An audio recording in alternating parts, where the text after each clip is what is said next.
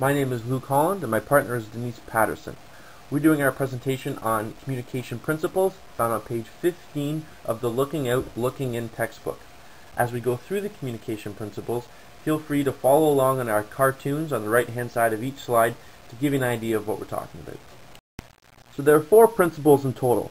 We're just going to go through them one at a time here. So our first one is communication can be intentional or unintentional.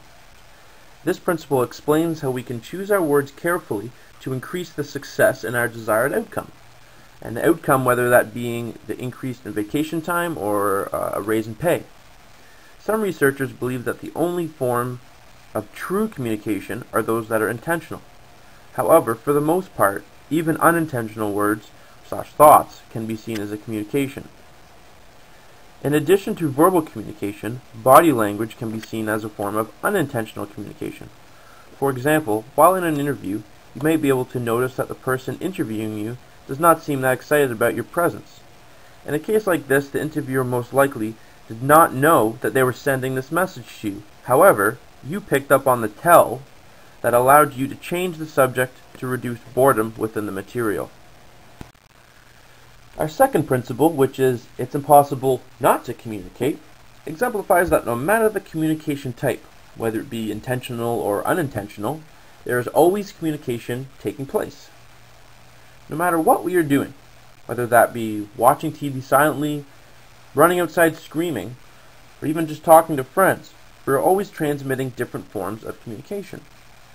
However, these messages that we are either sending intentionally or unintentionally might not always be interpreted in the sense that we want.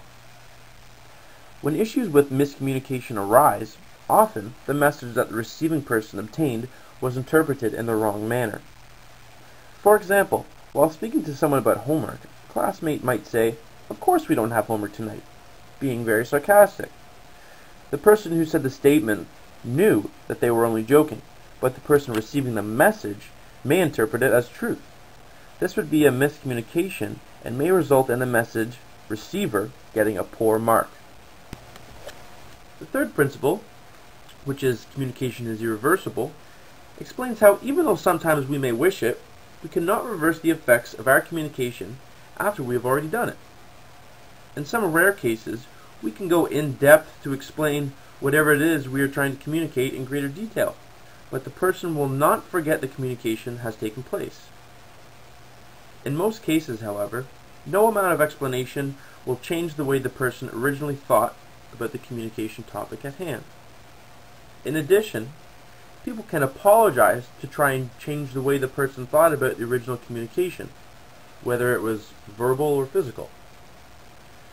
For example, after a person apologized for being over-sarcastic about a homework assignment, like in our last principle, their homework partner might forgive them, but they will not forget what happened and how sarcastic the person was, regardless of the amount of apologizing or explaining.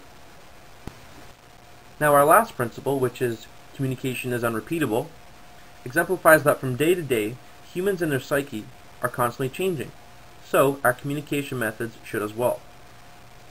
As previously stated, a communication method can be verbal, physical, intentional, or non-intentional. If I use the same communication method today as I did yesterday, even with the same person, I will get a different response. As we, along with our psyche, are constantly changing every minute of every hour of every day, the same greeting one receives today will almost always be different tomorrow.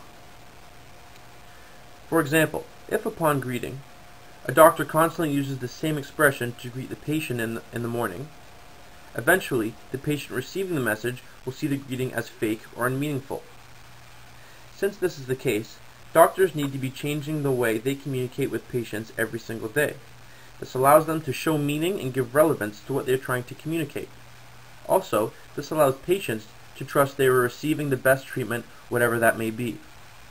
In conclusion, the 4 communication principles, which were 1. Communication can be intentional or unintentional.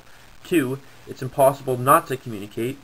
3. Communication is irreversible. And 4. Communication is unrepeatable, exemplify the importance of different forms of communication and how it will most likely be received by others.